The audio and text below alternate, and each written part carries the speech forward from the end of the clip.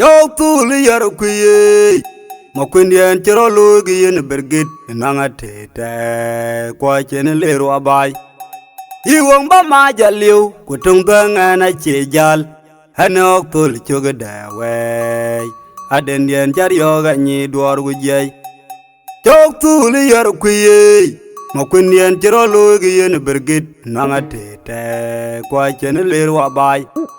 iwong ba ma jaliu kutung ngana chejal hanok tul choga dawe aden yen jar yoga ni dwar gujay mangara yan wil yong hanchi unda toy gu gwanga tungi baya tirge botin gu tara buwel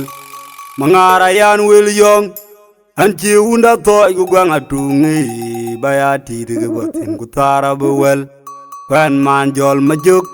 yen gayan koy ge bayrun tok anten goba wach charaj mabek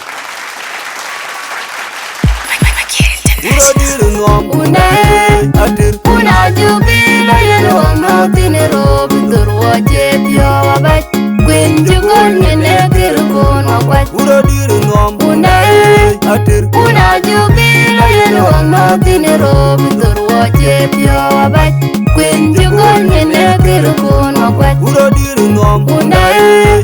Una jubila yelo no tinero bitur waje pio wabat Queen jugon yene kirkon wabat Dab jenzi lengi romanin keti kwa jina kolna kwa